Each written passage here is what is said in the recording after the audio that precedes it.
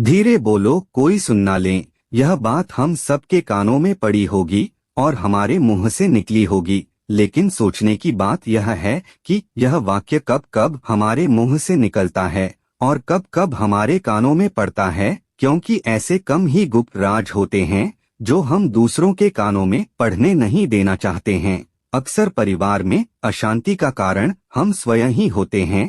हम इस बात को देख पाएं भले न दे पाएं, पर ये असल सकते हैं, क्योंकि जाने अनजाने मूर्खतावश हम खुद ही अपनी वो बातें दूसरों को बता देते हैं जो हमें कभी नहीं बतानी चाहिए, और वही बातें जो जाने अनजाने हमने की दूसरे के सामने बता दी थी, वही हमारे दुख का कारण बन जाता है, वही हमारे झगड़े का कारण बन जाता है। और फिर बाद में हमें पछतावा होता है कि मुझे यह बात किसी को बतानी नहीं चाहिए थी, मेरी ही गलती हुई कि मैंने पहले जाने अनजाने यह बात सभी को बता दी। इसीलिए आज की जो बोध कहानी मैं आपको सुनाने वाला हूँ, उसे सुनने के बाद आपको 7 ऐसी बातें पता चलेंगी जो आपको कभी किसी को नहीं पता। नहीं, ये जो 7 बातें हैं जो आपको किसी को नहीं पता, नहीं क्यों नहीं बतानी, इसके पीछे का तर्क भी मैं आपको दूंगा। और इन 7 बातों के अलावा अगर आपको लगता है कि कोई बात ऐसी है जो मुझसे छूट गई या मैं नहीं बता पाया, तो कमेंट सेक्शन में जरूर बताना। इससे पहले कि आप इस बोध कहानी में खो जाएं, इस चैनल को सब्सक्राइब जरूर कर लें। तो चलिए कहानी शुरू करते हैं।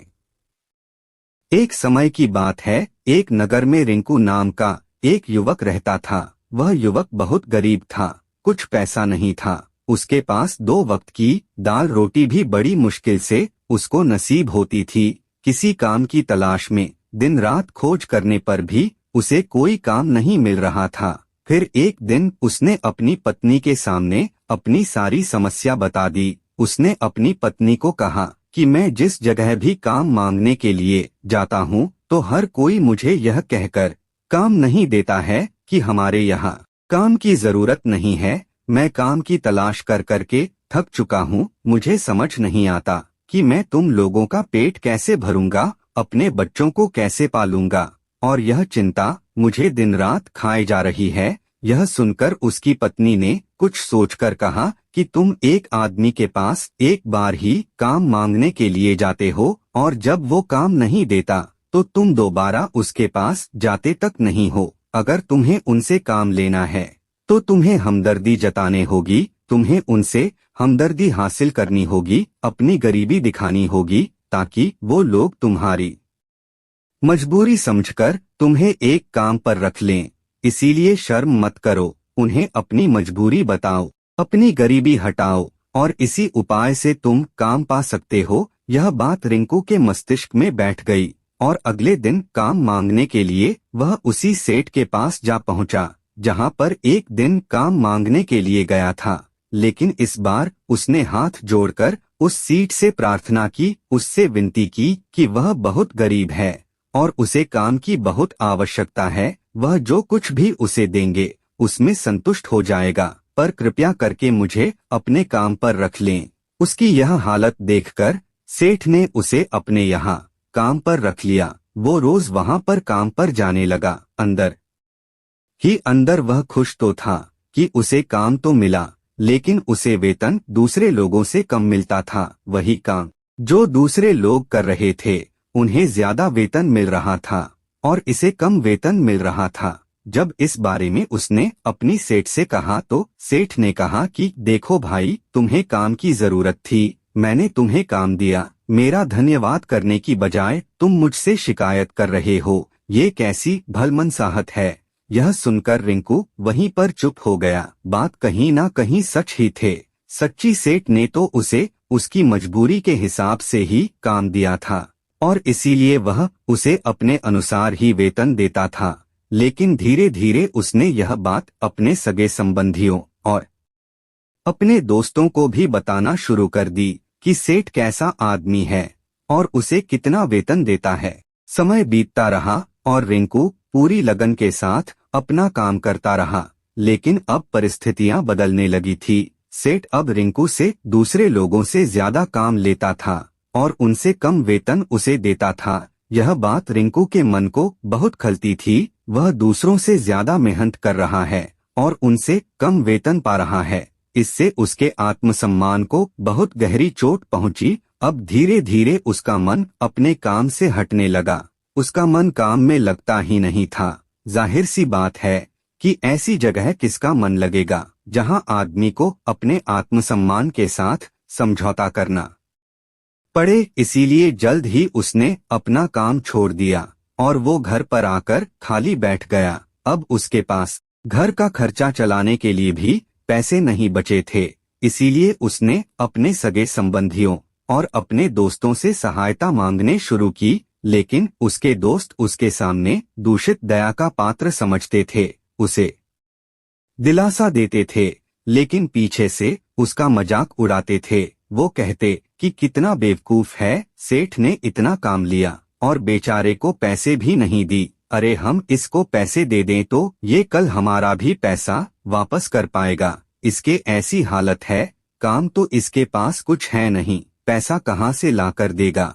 और इसी वजह से रिंकू की हालत दिन ब दिन खराब होती जा रही थी। अब वह दिन रात तनाव में रहने लगा था। वहीं दोस्त, वहीं सगे संबंधी जो उसके अपने होने का दिखावा करते थे, वो उसे दया का पात्र समझ रहे थे। उन्हें उसके ऊपर तरस आ रहा था। सब लोग आकर उसे ज्ञान तो बहुत देते थे, लेकिन कोई सहायता नहीं करता था। और अक्सर ऐसा ही होता है, ज्ञान देने वाले तो बहुत मिल जाते हैं, लेकिन मदद करने वाले, उंगली पकड़कर, हाथ पकड़कर आगे चलाने वाले कितने लोग मिलते हैं।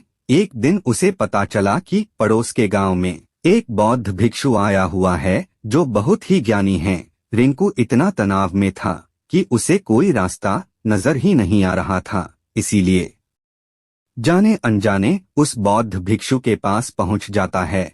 वहां पहुंचकर सीधे उनके पैरों में गिरकर रोने लग जाता है। वह रोते रोते उन्हें अपनी सारी परिस्थिति बताता है। उसे बताता है कि किस तरह उसके सेठ ने उसका फायदा उठाया और उसके सगे संबंधी उसके साथ कैसा व्यवहार रखते हैं। सारी बातें सुनकर बौद्ध भिक्षु ने उसे चुप कराते हुए कहा कि भंते, ये सारी समस्याएं तुम्हारी बुद्धिहीनता, तुम्हारी मूर्खता के कारण उत्पन्न हुई है।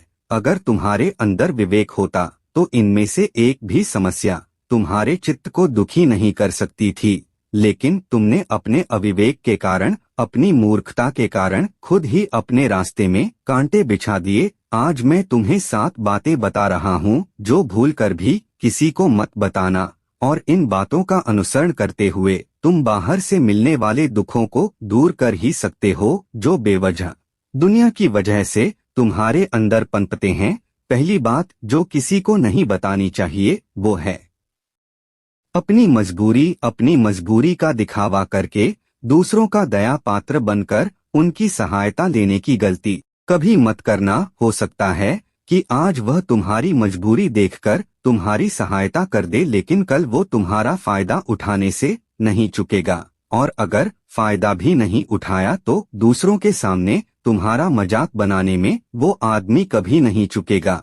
इसीलिए कभी भी अपनी मजबूरी का दिखावा मत करो। अगर घर में 2 रोटी है, सूखी रोटी है, तो वहीं खाकर सो जाओ, लेकिन दूसरों को इसके बारे में भनक तक नहीं लगनी चाहिए।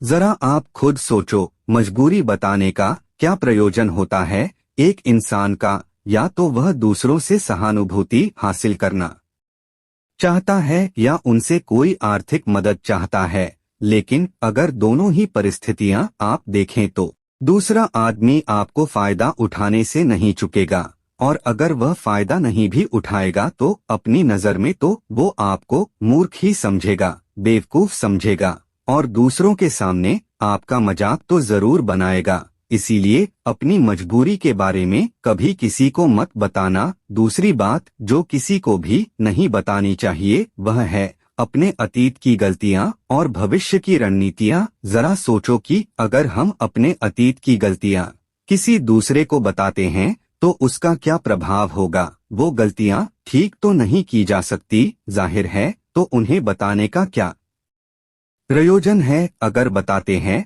आप अपने अंधेरे पक्ष को खुद दुनिया के सामने बता रहे हो, खुद अपनी गलतियां दूसरों के सामने बता रहे हो। इससे उस आदमी की नजर में आपका एक चरित्र गठित हो जाएगा और वह भविष्य में हमेशा आपको उसी नजर से देखेगा। इसीलिए किसी भी आदमी की नजर में अपना चरित्र गठित मत होने दो और जरा सोचो कि आप व्यर्थ में ही अपने भविष्य की रणनीतियां दूसरों के सामने बता रहे हो। जो लोग आपके काम का हिस्सा ही नहीं हैं, उनके सामने अपनी भविष्य की रणनीतियां अपनी डिंगे आंकने का क्या फायदा। वो लोग आपकी सहायता तो नहीं करेंगे, लेकिन आपके भविष्य की रणनीतियों में बाधा जरूर बन सकते हैं।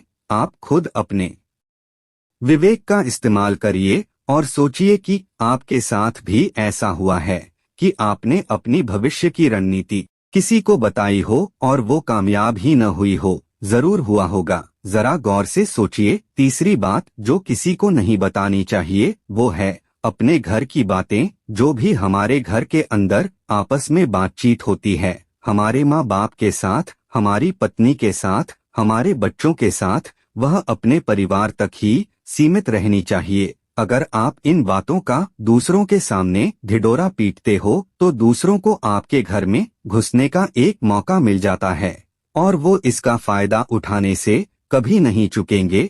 वो आपके परिवार के सदस्यों को आपसे दूर लेकर जाने की कोशिश करेंगे। अक्सर ऐसा होता है, हम समाज में देखते हैं कि हम घर के झगड़ों को कम करने के लिए उन झगड़ों को अपने पड़ोसियों और दूसरे सगे संबंधियों को बता देते हैं, लेकिन इससे आपको सहायता कभी नहीं मिली होगी, बल्कि आपके घर की लड़ाई झगड़े और ज्यादा बढ़ गए होंगे। उन्हें जाहिर है वह बढ़ेंगे। अगर आप अपने माँ बाप की बात दूसरों को बताएंगे तो आपके माँ बाप को बुरा लगेगा ही कि हमारा बेटा हमसे बताए बगैर दूसरों को यह बातें बता रहा है। इसीलिए अपने घर की बातें और अपने घर की लड़ाई झगड़े किसी के सामने मत बताना। अगली बात जो मैं आपको बताने जा रहा हूँ, जो किसी को नहीं बतानी चाहिए, वो सुनने पर बहुत अजीब लग सकती है, लेकिन उसका सत्य भी मैं आपको एक तर्क के माध्यम से दूंगा। मैं कहता हूँ कि